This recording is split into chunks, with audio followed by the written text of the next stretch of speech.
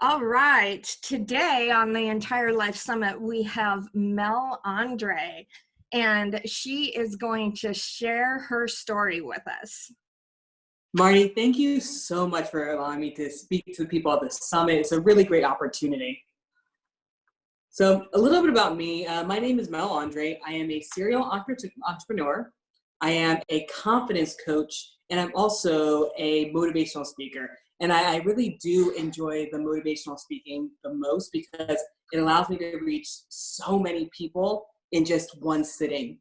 And then a little bit of my background.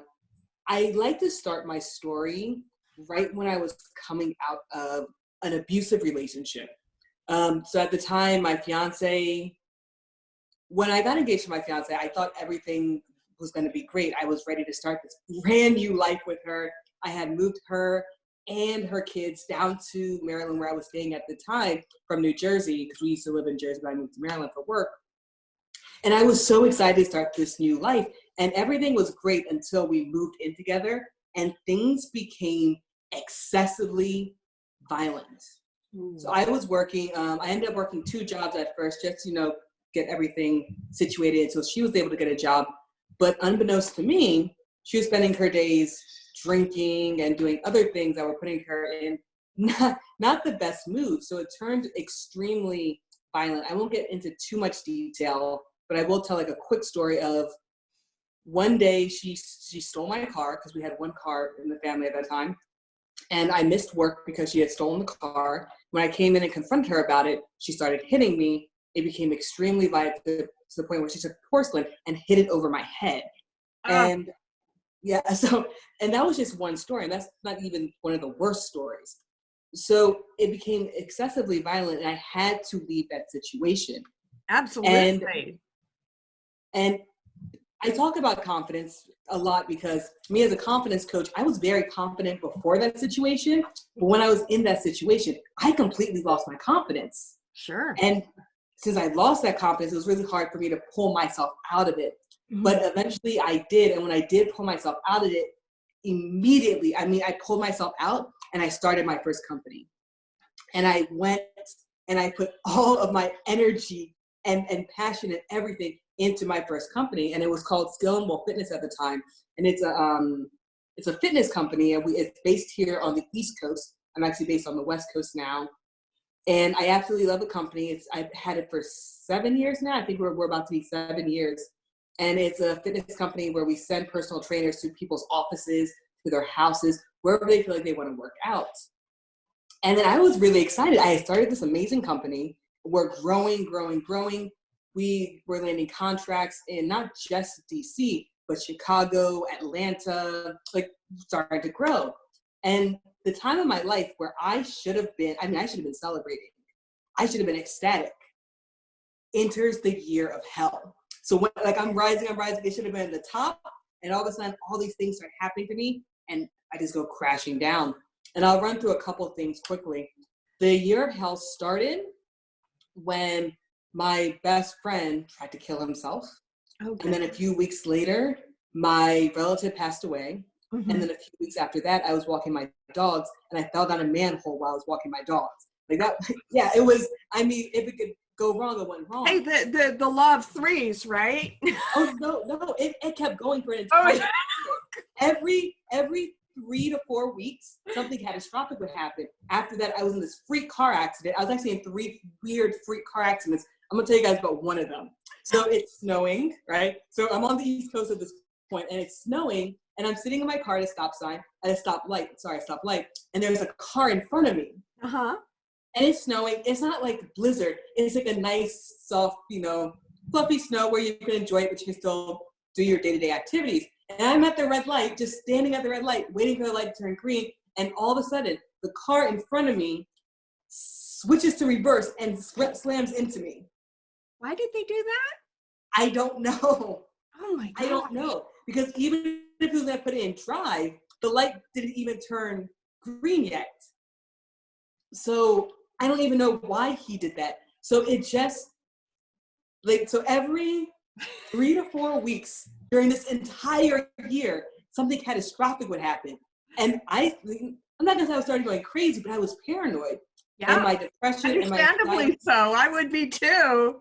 I was like, oh my gosh, I'm cursed. There's something going on. Like something horrible is going to happen today. I literally was walking around thinking that something completely horrible was going to happen today, because every couple of weeks, something horrible is happening today. Now, as a business owner, right? Yeah. That's not the mindset that you need to have. No. Like, no, I'm this paranoid, depressed, anxiety. And I'm not even going to get into how bad the depression and anxiety was. Oh my, it was horrible. And I'm going to say during that time, I wasn't the person you really wanted to be around, because paranoid, depressed, anxiety, like I was snapping. Not a good combo. It's not a good combo. Mm-hmm. And gosh, it was a horrible time. But as a business owner, you can't have that mindset. Yeah. And what happened was, since my personal life was absolutely crazy and I'm paranoid and I'm not the nicest person to be around during that time, my business started to suffer as well. Absolutely. Yeah. And my employees at the time kind of took advantage of that, to the point where I had to fire a couple of them. Mm-hmm. We had this big contract with the university where we provided all their personal training, their activities. And during that time, my employees were just, I don't know, they weren't being the best that they could be. And I was like, you know what? I haven't been around that much. Let me go, because we're hosting 2 events that day. Let me go check it out. I didn't tell my employees I was going to be there. I was just going to pop into the university and see how things were going. So I'm walking in, and I'm walking towards the gym. And the gym is inside another building, so it's not even like it's outdoors. And I'm walking, and I'm like, oh man, maybe someone should call security. I think there's a homeless person sleeping in front of the gym, or something. Like I just thought it was odd, and it shouldn't be there. And as I'm getting closer, I realize it's one of my employees sleeping outside of the gym, before, like on the park bench. And I was like, this is just crazy. So this is what I caught. I don't even know what else is going on. So and you're paranoid. So exactly. So, oh my gosh. This year was crazy, and it lasted an entire year. And I really started to shift things when I switched my mindset. Because I already learned how to shift my mindset when I left the abusive relationship. And you just decided it was enough? Is that what finally you're just like, okay, I'm done? I'm done. I'm like, something has to change. And I started examining how my mindset was different when I was successful and not during this year of hell. And I realized there's a lot of differences in the way that my mind was thinking. Right. And I had to accept that I can't control what happens to me, but I can control my reaction to it. And lo and behold, when I made that switch, and I was like, you know what? I'm going to be positive. I'm going to, I just switched my mindset of a positive, confident, I can do it mindset. And things started turning around. Yeah. Things really started turning around. And that was the really big breaking point. And then during that time, I started posting little videos online to encourage people. Like on Snapchat, Instagram, I was like, hey guys, it's Motivational Monday, just things like that. And that's actually how I started my motivational speaking career, because I got a message out of the blue, and someone was like, hey, do you want to speak at my event? It was a fitness event, so I thought they wanted me to speak about fitness. And they're like, no, you're a motivational speaker, right? And I was like, yeah. And they're like, can you come be a motivational speaker? And that was the first time that I was on stage, and I absolutely loved it. And I invited my mom, because I was like, oh, first time I'm speaking about this. And she was like, I was in the audience, Mel, and people were saying, wow, I really needed to hear this today. I'm really happy they brought this person. And then I was like, oh, you know what? If I'm influencing people like that, then this is something I need to continue doing. And I started speaking at universities. I started speaking at entrepreneurial events, at summits, at conferences. And I just absolutely love it. That's awesome. That's awesome. I love to hear that. And so how has, from going,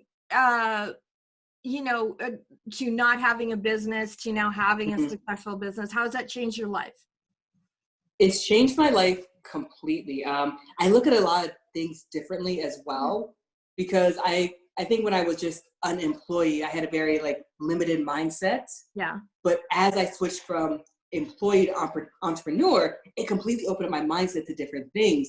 And I just looked at everything so differently. And as I'm looking at things differently, my time became so much more important. Absolutely. Where as an employee, you're trading in time for money. Yeah. As an entrepreneur, maybe initially you are, but it starts branching out to residual incomes, to having people working for you. There's so many different options where time does not equal money anymore. And because of that time, I had now gotten back that I'm not trading time for money. I was able to do so many things, and traveling became extremely important to me. I think it was not last Christmas, but the Christmas before then, my friend and I packed up and we did was it 24 or 20? It was 19 actually, a 19 state tour. And we did a cross country and we met up in Philly and we went across like America on the top, went down California, and then went back across the southern states, back to the East Coast. And Wow. we just did a cross country tour, saw major cities, saw so many different things. And that was so important to me. And in that year, I also went to Haiti, I went to DR, and I was planning to go somewhere else, but that had to be canceled. But I did so much traveling just in that 1 year because I'm a business owner. I don't trade time for money anymore. So now I can go and explore and do the things that I love because I love to wander and just meet new people and see new things. That's awesome. And so what would you share with the people on the summit today about clarity? I've heard a lot in your speaking how confidence is really important. Mm-hmm. And what about clarity for you? What helps keep you clear, and what would you share on clarity and focus? So clarity and focus is so important because without clarity, you don't know where you are going. Mm-hmm. And I'll bring it back to that year of hell. When I was in that year of hell, one of the things that was a huge problem was I had no clarity. I didn't know where I was going. I was just trying to survive. And when you're just trying to survive, you're dealing with what's right here in front of you. And you don't have goals. You don't have a path. You don't have a direction. Mm-hmm. So switching your mindset to ensure that you have some type of clarity and you know where you're going is one of the biggest shifts that you can have from going to not being as successful to being extremely successful. And in terms of clarity for myself, the first thing that I did, one of the first things was I started my meditation practice again because I used to be really big into meditation. Mm-hmm. And I'll tell people this, meditation is not just sitting and going, if that works for you, that's great. That's one way that I do it. Mm-hmm. But there's so many different forms of meditation. Variations, yeah, absolutely. There's so many. And I remember I was very lucky because at that time I was living in DC. I live a lot of places. I lived in New York, DC, Maryland, New Jersey. I now live in Oceanside. I lived in San Diego for a little bit. And I'm thinking about LA next. So we'll see. So I was in DC at the time, and the Sackler Museum in DC, which has a lot of Asian arts, they did this series where every single Tuesday they would have a meditation class. And every single class, they explored different types of meditation. And one that I really found that I really liked was walking meditation, where you just walk, you clear your mind. And I turned that into walking meditation while I went hiking as well. So I was in nature, I was calming, and that opened the door. So calming, isn't it? Calming. It's so calming. And by being in nature, by walking, by being alone, it opened the door for me to clear my mind. And once I cleared my mind, I realized I could have more clarity. But it wasn't just clearing my mind and allowing clarity. I had to take action with clarity. Absolutely. And I started setting my goals again because now my mind is clear. I'm setting goals and I'm putting forth an action plan. So it's clarity that's providing me with a clear path of where I need to go. That's and then the other side, with clarity, I realized that in order to have true clarity, I had to also have a positive mindset. Yes. Because there is nothing that will clog up your mind, clog up everything, and having a negative mindset. You know, you can't be open to things. And so what about power? I'm sure there's been times when when things have gone wrong. Mm-hmm. And how has willpower, what has helped you power through things when things don't go right? So I really like things that a couple people I know say, and it's knowing your why. Mm. I think in order for anyone to have that willpower to go through, knowing your why is very, very important. Now, everyone else has a different why. And the thing about it, it's not just knowing your why on the surface. Mm-hmm. So you have your why on the surface, and then dig deeper. And then And you kind of have to ask again and again, but why? Again. But why? But why? Why? And then all of a sudden, you're going to hit this why that's so important to you that nothing is really going to stop you. And if you haven't hit that why yet, you got to keep asking because it's there. There may be things on top of it, muddying the waters, but that why is there.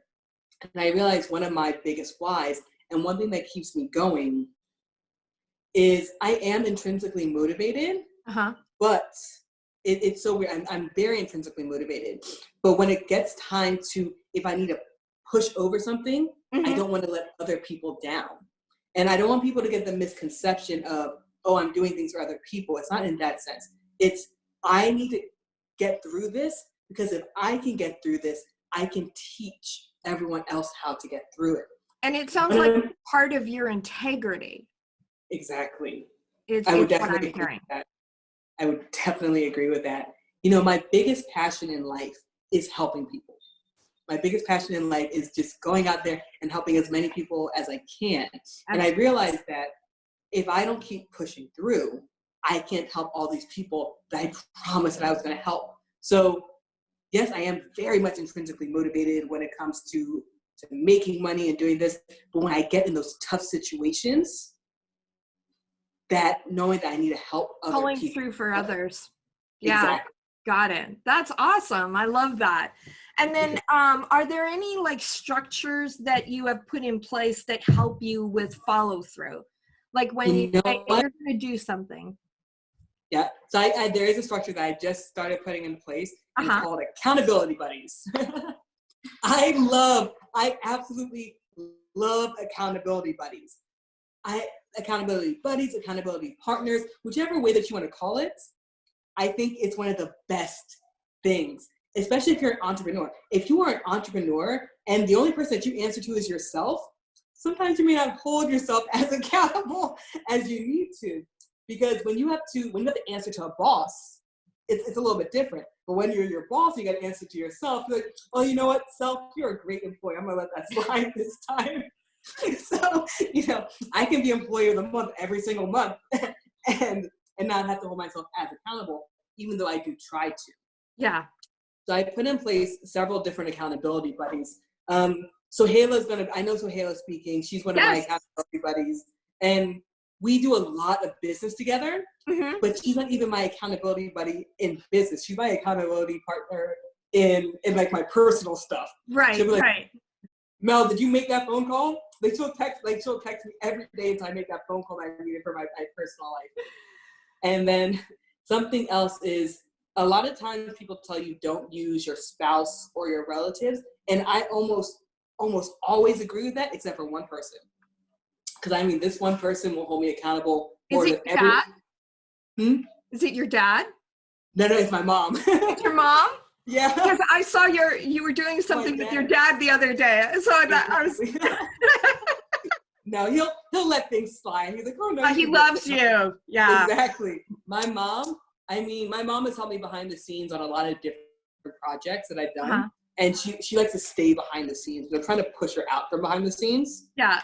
But man, there is no one else who's going to hold me that accountable. Because I mean, you know how they say like parents nag you? Yeah. It's almost. She's at a whole new level. Exactly. But it's exactly what I need. And that's awesome. I could be a big procrastinator. Like I'll eventually get it done. Yeah. But I'm a big procrastinator. She stopped me from procrastinating. I'm at least once a week. That's at least once a week when it comes to the business. So I think accountability partners, accountability buddies, whatever you'd like to call it, is something that can really, really help a lot of people. And if you don't have anyone in your life, you're going to hire professional accountability partners. Absolutely. Yeah. A lot of us coaches, me being a, business / life coach, I have 3 coaches. you know, Yeah. all kind of in slightly different areas, but Mhm. they helped to keep me on track. And before that, I was just, you know, so much of a lone wolf.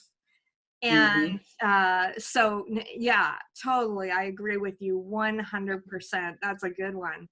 Awesome. Well, thank you so much, Mel. And so, how can, do you have something that you can give to the people on the summit today that will help them? Oh, yes. Oh, yes, I do. Yes, I do. So, Awesome. guys, I am a confidence coach. I am all about building confidence. And I think confidence is so important, whether you're just starting out learning about confidence or whether you're a confident person and you want to keep growing. So, what I want to give to you guys today is a free copy of my book, Be Confident. It's going to be the ebook, and I'll share the link with Marty, and she can go Yep. ahead and you guys can have the PDF.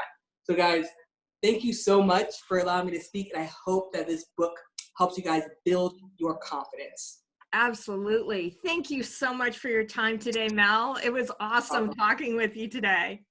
It was awesome talking to you as well, Marty, like always. All righty.